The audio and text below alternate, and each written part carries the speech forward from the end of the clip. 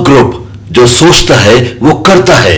आपके अपने सपनों का आशियाना। पवन सिंह अच्छा खासा वोट काट सकते हैं, इसमें फायदा उठा लेंगे राजाराम से। पवन सिंह टक्कर देने आए हैं उपेंद्र कुशवाहा को, तो आपको क्या लगता है कि वो पवन सिंह उपेंद्र कुशवाहा को टक्कर दे पाएंगे? मतलब एक तरह से राजनीति में उनको नौसिखिया ही कहा जाएगा। तो हो सकता है अक्षरा सिंह पवन सिंह का प्रचार करने आ जाए।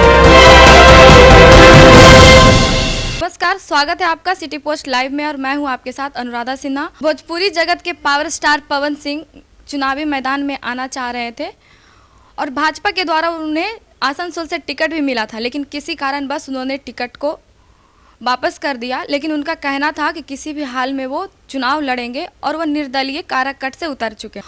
और हमारे साथ बातचीत करने के लिए हैं IPS अमिताभ दास जी। क्या काराकट की जनता पवन सिंह का साथ देगी क्या? देखिए, मैं इसकी पृष्ठभूमि दर्शकों को बताता हूँ। ये जो पवन सिंह हैं, ये भोजपुरी फिल्मों के पावर स्टार कहे जाते हैं और बहुत दिनों से इनकी इच्छा थी MP बनने की और भाजपा में शामिल भी हो चुके थे, राम भक्त होकर घूमते थे और इनकी नज़र थी आरा लोकसभा सीट पर, क्योंकि वहाँ राजपूतों की अच्छी खासी तादाद थी। लेकिन आरा से इनको टिकट मिला नहीं, इनको टिकट मिला बंगाल के आसनसोल सीट से।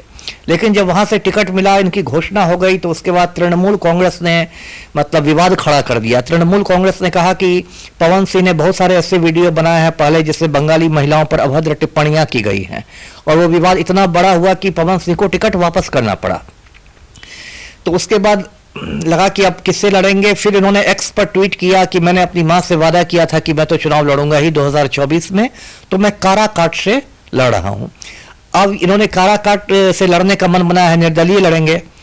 अब मैं दर्शकों को बताता हूं कि देखिए, काराकाट से मुख्य मुकाबला जो है वो राष्ट्रीय लोक मोर्चा के अध्यक्ष हैं उपेंद्र कुशवाहा, वो एक और हैं जो NDA के उम्मीदवार हैं, और दूसरी ओर जो भाकपा माले है CPI-ML, उसके उम्मीदवार है राजाराम सिंह जो इंडिया गठबंधन के प्रत्याशी हैं। दोनों कुशवाहा बिरादरी से आते हैं, दोनों एक ही जाति के हैं। तो उसमें पवन सिंह की जो एंट्री हुई है वो एक त्रिकोणीय मुकाबला हो गया।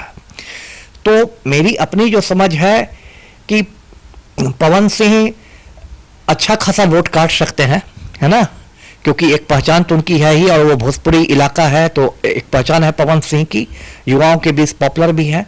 और वो मुख्य जो नुकसान पहुंचाएंगे वो उपेंद्र कुशवाहा को पहुंचाएंगे, क्योंकि ऐसे राजपूत लोग सामान्यतया भाजपा को वोट देते हैं। तो पवन सिंह की तरफ से यदि राजपूत मतदाता चले गए तो मुख्य नुकसान उपेंद्र कुशवाहा को हो जाएगा। और मेरी अपनी समझ है कि इसमें फायदा उठा लेंगे राजाराम सिंह और राजाराम सिंह चुनाव जीत सकते हैं। तो यही अभी देखना है। ऐसे तो पवन सिंह ने पूरी ताकत झोंक दी है, उन्होंने अपना मतलब म्यूजिक का एक गाना भी निकाला है इसी चुनाव को ही देखते हुए कि पवनवा आशीर्वाद मांगने आया है।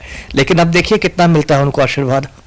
तो आपको क्या लगता है, अगर पवन सिंह काराकट से चुनाव जीतते हैं तो वो भाजपा के समर्थन में जाएंगे या फिर उनके साथ उनका खुन्नस बरकरार रहेगा? देखिए, एक तो मुझे नहीं लगता वो जीत जाएंगे, लेकिन यदि जीत गए तो मुझे लगता है कि भाजपा के साथ ही जाएंगे, क्योंकि और जगह तो मुझे लगता है उनकी दाल नहीं गलने वाली। और जो उनके कुछ संपर्क भी हैं वो भी भाजपा नेताओं के साथ ही हैं। एक बार वो टिकट लेकर दिखा भी चुके हैं आसनसोल से कि भाजपा आला कमान से उनके अच्छे संबंध है, भले वो टिकट उनको वापस करना पड़ा।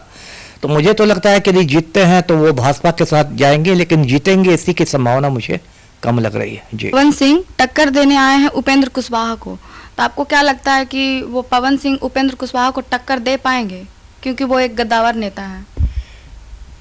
देखिए, उपेंद्र कुशवाहा सही कहा आपने कि बड़े नेता हैं और काराकाट से भी मौजूदा सांसद भी हैं और केंद्रीय मंत्री भी थे और काफ़ी पुराने राजनेता हैं। पवन सिंह तो मतलब एक तरह से राजनीति में उनको नौसिखिया ही कहा जाएगा। लेकिन वही है कि वोट तो कुछ काट ही लेंगे और उपेंद्र कुशवाहा का नुकसान पहुंचा ही देंगे, क्योंकि अभी मैंने कहा कि मुख्यतः राजपूतों का वोट मिलेगा, जैसा बिहार में होता है जातीय आधार पर मतदान होता है और राजपूत लोग भाजपा के परंपरागत वोटर्स रहे हैं। तो यदि पवन सिंह वोट काटते हैं तो उसका नुकसान राजाराम सिंह को नहीं होगा, वो उपेंद्र कुशवाहा का ही वोट काटेंगे। इसलिए अंदर खाने में कई बार ये भी लोग कहते हैं कि हो सकता है नीतीश कुमार नहीं पवन सिंह को खड़ा करवा दिया हो उपेंद्र कुशवाहा को हराने के लिए, क्योंकि नीतीश कुमार की भी पुरानी खुन्नस है कुशवाहा के साथ। तो राजनीति में कुछ भी हो सकता है। क्या अक्षरा सिंह को भी चुनावी मैदान में देखा जा सकता है?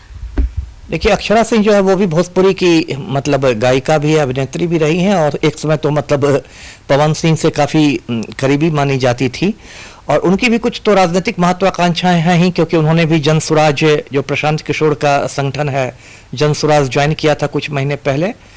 तो अक्षरा सिंह को मैं प्रत्याशी के रूप में तो अभी नहीं देख रहा हूँ।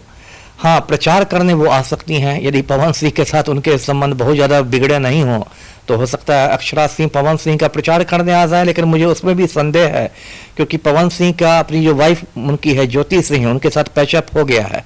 जो तलाक का मुकदमा चल रहा था वो मुकदमा में अब दोनों में सुलह हो गई है। तो मुझे लगता है कि ज्योति सिंह प्रचार में आएंगी और अक्षरा सिंह प्रचार से दूर ही रहेंगी। तो आप सुन रहे थे अमिताभ दास जी को, उन्होंने क्या कहा पवन सिंह के बारे में। आप भी अपनी राय दे सकते हैं कि आपकी क्या राय है। फिलहाल इस खबर में इतना ही। आगे के लिए बने रहे सिटी पोस्ट लाइव के साथ। तब तक के लिए धन्यवाद।